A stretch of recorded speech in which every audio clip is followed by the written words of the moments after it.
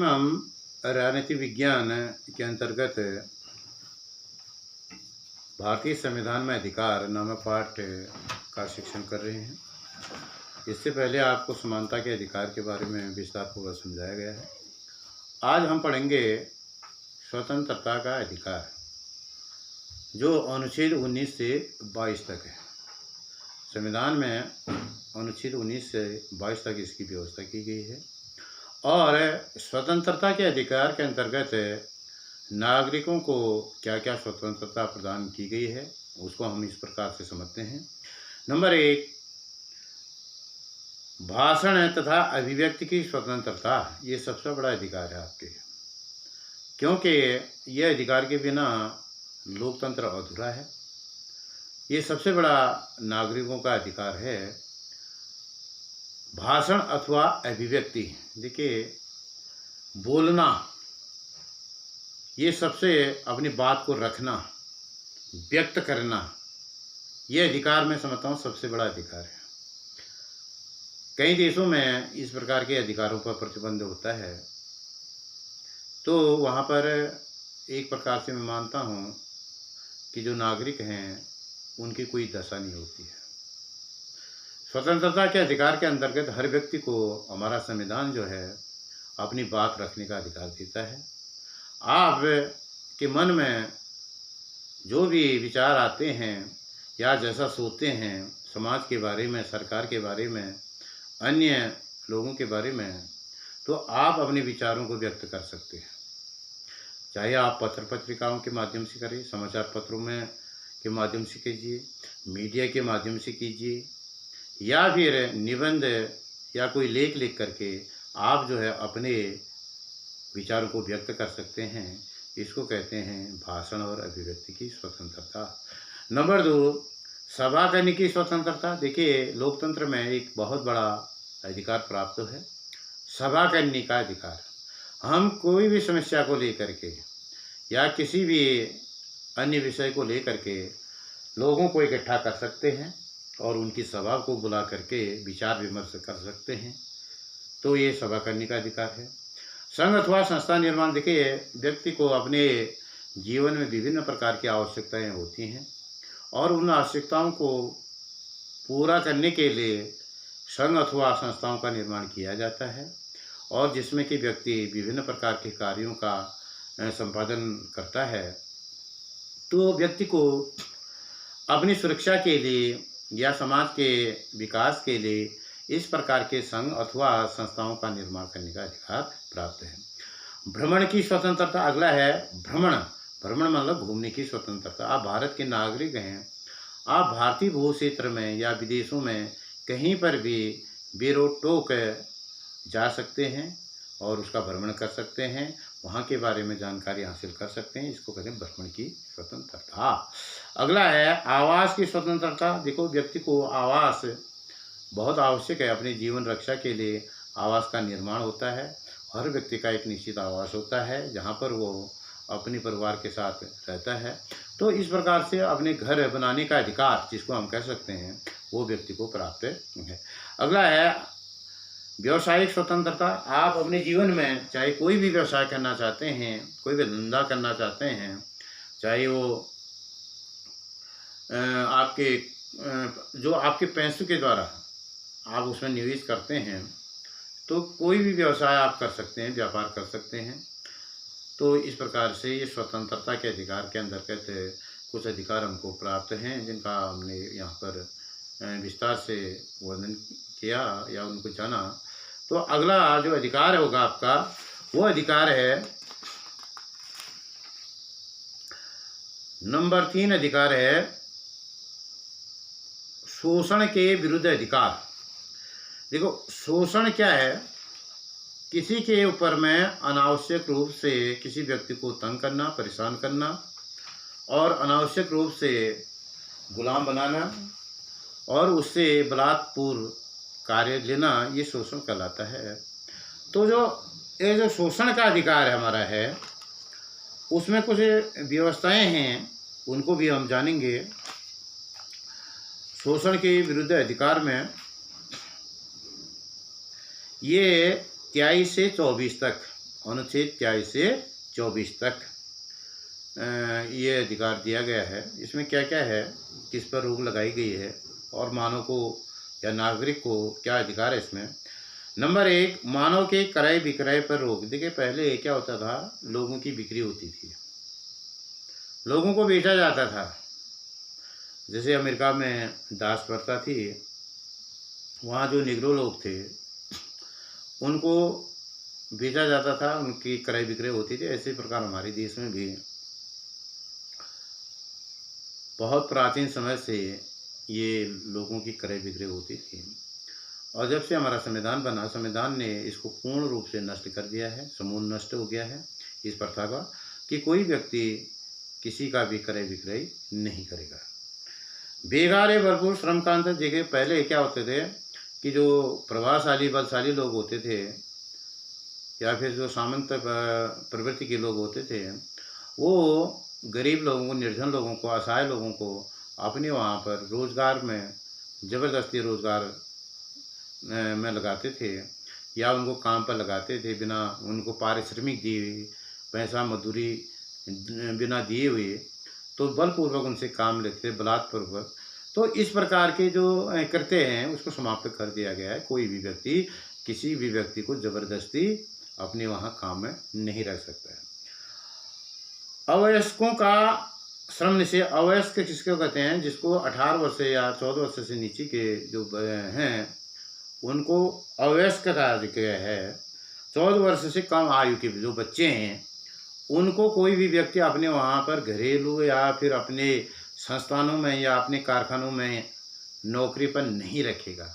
इसका मतलब यह है कि उनसे कोई भी प्रकार का श्रम नहीं लिया जाएगा, काम नहीं लिया जाएगा। अगर कोई व्यक्ति ऐसा करते हुए पाया जाता है तो वो दंड का भागी होगा। ये शोषण के विरुद्ध अधिकार था। नंबर अगला है धार्मिक स्वतंत्रता का अधिकार। देखिए धर्म के क्षेत्र में भी देखिए प्रत्येक व्यक्ति का अपना कोई न कोई धर्म होता है। जैसे हिंदू है, इस्लाम है, सिख, ईसाई, जैन, बौद्ध, ये सारे धर्म हैं। हर किसी का धर्म होता है कि वो एक पद्धति होती है, उपासना पद्धति, एक विश्वास का तरीका होता है, एक अच्छे नियमों की संहिता होती है जिसके अनुसार व्यक्ति आचरण करता है, उसको कहते हैं धार्मिक धर्म। तो हर किसी को के पास धर्म होता है, किसी न किसी धर्म से संबद्ध होता है। इसलिए धार्मिक क्षेत्र में भी हमारे देश ने नहीं हमारे संविधान ने अपने नागरिकों को बहुत सारी स्वतंत्रताएं दी गई हैं। इसलिए भारत को एक धर्मनिरपेक्ष राष्ट्र घोषित किया गया है। यहाँ पर धार्मिक स्वतंत्रता पर बल दिया गया है और हर व्यक्ति को अपनी धार्मिक स्वतंत्रता के अनुसार काम करने या उसका उपभोग करने का अधिकार है। तो धार्मिक स्वतंत्रता के अंतर्गत क्या क्या अधिकार हैं हमको, देखिए उनको हम जानेंगे। पहला बिंदु है किसी भी धर्म को स्वीकार करने, आचरण करने और प्रसार करने की स्वतंत्रता। देखो कोई भी व्यक्ति है, वो नहीं है कि उसको ज़बरदस्ती जिस धर्म में पैदा हो वहीं पर रहने का अधिकार है। आपकी इच्छा नहीं है उस धर्म में रहने की, आप धर्म परिवर्तन कर सकते हैं, दूसरे धर्म में जा सकते हैं।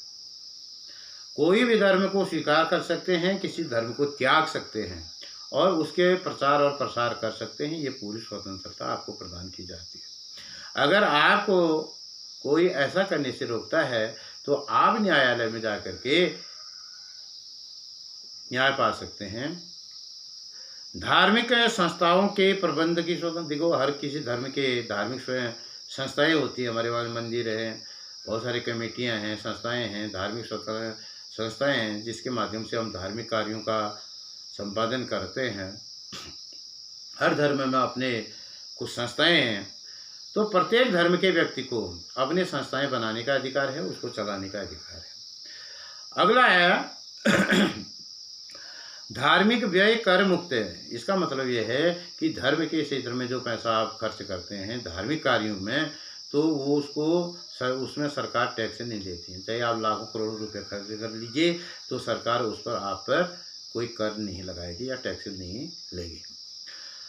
राजकीय संस्थाओं में धार्मिक शिक्षा का निषिद्ध है। ये एक बहुत बड़ा कार्य है कि जो हमारे सरकारी संस्थाएं हैं, जो सरकार के पैसे से चलने वाली संस्थाएं हैं, विद्यालय हमारे बहुत सारे और भी संस्थाएं हैं, वहाँ पर किसी पर्टिकुलर अर्थात कोई निजी धर्म की शिक्षा नहीं दी जाएगी। ऐसी व्यवस्था की गई है, हमारे धार्मिक स्वतंत्रता के अंतर्गत है।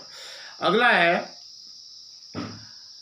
सांस्कृतिक तथा शिक्षा संबंधी अधिकार। देखिए, संस्कृति और शिक्षा ये मानव जाति के लिए बहुत आवश्यक है। मनुष्य की पहचान संस्कृति से होती है और मनुष्य का विकास शिक्षा से होता है।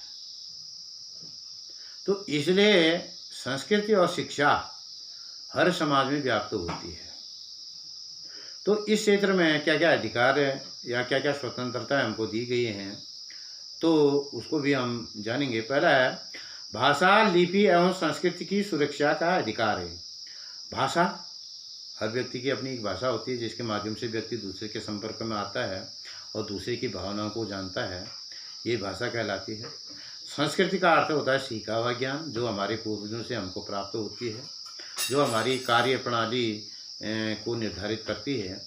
तो जो शिक्षा और संस्कृति का अधिकार है, हर समाज के व्यक्ति को उसकी लिपि है और उसकी संस्कृति के है, उसकी सुरक्षा का अधिकार दिया गया है। शिक्षण संस्थाओं में प्रवेश का अधिकार। देखो, प्रत्येक व्यक्ति जो इस देश में पैदा होता है, जिसको इस देश का नागरिक बनाया गया है, अधिकार प्राप्त है, प्रत्येक व्यक्ति शिक्षा हासिल कर सकता है बिना किसी भेदभाव, बिना किसी रोक टोक के। आप कितना भी पढ़ लीजिए तो आपको कोई नहीं रोकेगा, ये आपका अधिकार है। ये कुछ शिक्षण संस्थाओं की स्थापना का अधिकार है। जो हमारे शिक्षण संस्थाएं हैं उनको स्थापित करने का अधिकार है। विद्यालय खोल सकते हैं हम, हर कोई धर्म के व्यक्ति अधिकार है। जैसे मुसलमानों में आपके विद्यालय जो मदरसे होते हैं, इसी प्रकार से हिंदू धर्म के अनुसार भी बहुत सारे शिक्षण संस्थाएं बनाई गई हैं। तो ये शिक्षण संस्थाएं जो है उनको बनाने का अधिकार भी दिया गया है। राज्य की सहायता, सरकार सब विद्यालयों को, चाहे वो अल्पसंख्यक हो या बहुसंख्यकों द्वारा समान, सबको समान अनुदान देगी, यानी सहायता करेगी, आर्थिक सहायता करेगी। तो इसको कहते हैं अनुदान। तो इस प्रकार से ये आपका शिक्षा और संस्कृति का अधिकार है। अब है संवैधानिक उपचारों का अधिकार, जो अंतिम अधिकार है, जो सबसे महत्वपूर्ण अधिकार माना गया है, जिसको संविधान की आत्मा भी कहा गया है, जिसको डॉक्टर अंबेडकर ने, जिन्होंने संविधान की रचना की थी, उन्होंने माना था ये अधिकार जो है पूरे संविधान की आत्मा है। तो इस प्रकार से यदि मुझसे पूछा जाए कि संविधान का सबसे महत्वपूर्ण अनुच्छेद कौन है, जिसके बिना संविधान शून्य हो जाएगा, मैं इस अनुच्छेद के अतिरिक्त और किसी दूसरे अनुच्छेद की ओर संकेत नहीं करूँगा। यह संविधान की आत्मा, उसका हृदय है। ये डॉक्टर अंबेडकर ने कहा था कि जो संवैधानिक उपचारों का अधिकार है वो सबसे बड़ा अधिकार है और व्यक्ति के लिए, नागरिकों के लिए इससे बड़ा अधिकार कोई नहीं हो सकता है। संवैधानिक का अर्थ है कानूनी अधिकार, इसको हम कह सकते हैं। कानूनी रूप से, कानून की दृष्टि से आपको कुछ अधिकार दिए गए हैं, तो उसका पालन करके आप जो है अपनी सुरक्षा कर सकते हैं। इसको कहते हैं संवैधानिक उपचारों का अधिकार। आप के जीवन में बहुत सारी घटनाएं आ जाती हैं या आपको किसी रूप से सताया जाता है, परेशान किया जाता है, फंसाया जाता है, तो आपके लिए कुछ कानूनी प्रावधान किए गए हैं जिनका प्रयोग करके आप जो है न्याय पा सकते हैं, और उन्हीं को हम पढ़ेंगे। इसके अंतर्गत क्या क्या स्वतंत्रता हमको दी गई है। पहला है बंदी प्रत्यक्षीकरण। इसका अर्थ है अगर कोई व्यक्ति, चाहे उसने कोई व्यक्ति को, अपराधी को बंदी बना लिया जाता है। आप जानते हैं कोई अगर अपराध करता है तो उसको बंदी बना लिया जाता है पुलिस के द्वारा।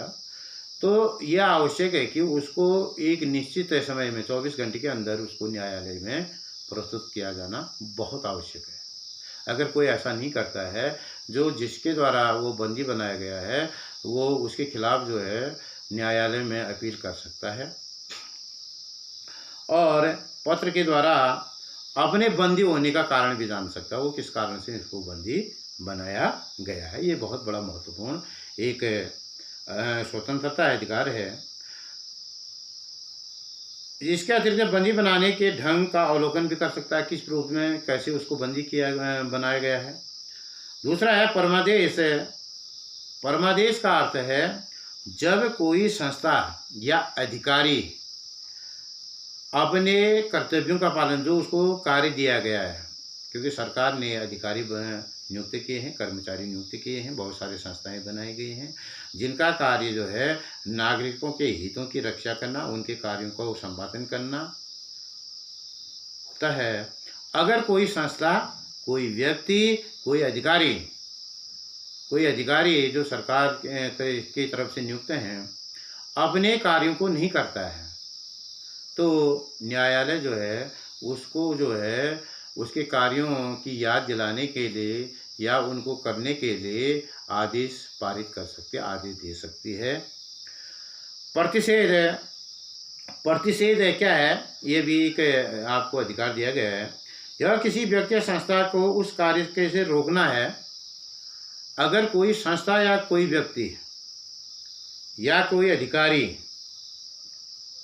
ऐसा कार्य कर रहा है जो उसके अधिकार में नहीं है, अधिकार क्षेत्र में ही नहीं है उसके, वो उसको नहीं दिया गया है वो कार्य, बल्कि उसका कोई कार्य नहीं है, बल्कि वो कर रहा है उस कार्य को, जो उसको नहीं करना चाहिए उसको कर रहा है, तो उसको रोकने के लिए न्यायालय जो है उसको आदेश दे सकती है। इसको कहते हैं प्रतिषेध। अधिकार परीक्षा। अगर कोई नागरिक कोई पद को गलत तरीके से, झूठे तरीके से या फर्जी तरीके से प्राप्त कर लेता है, तो उसको न्यायालय जो है अगर उसकी जांच होती है, वो दोषी पाया जाता है, तो उसको हटाया जा सकता है। अगला है अंतिम, उत्प्रेक्षण। उत्प्रेक्षण का अर्थ है यह लेख उच्च न्यायालय द्वारा उस समय जारी किया जाता है जबकि अधीनस्थ न्यायालय का न्यायाधीश किसी ऐसे विवाद की सुनवाई कर रहा है जो वास्तव में उसके अधिकार क्षेत्र से बाहर है। उत्प्रेक्षण जो है ये न्यायालय का मामला है। हमारे विभिन्न न्यायालय हैं। ऊपर में सर्वोच्च न्यायालय है, राज्यों में राज्य के उच्च न्यायालय हैं, और जिलों में आपके जिले के न्यायालय हैं, फिर उसके नीचे अधीनस्थ न्यायालय हैं। तो ये इस प्रकार से जो न्यायालय हैं, अगर कोई न्यायालय या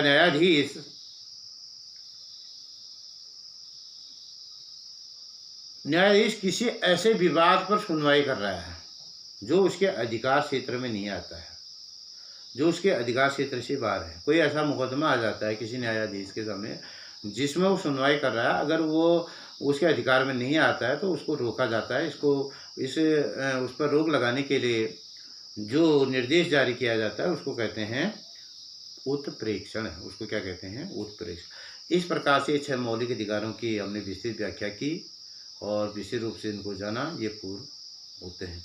अब अगला जो प्रश्न होगा आपका वो है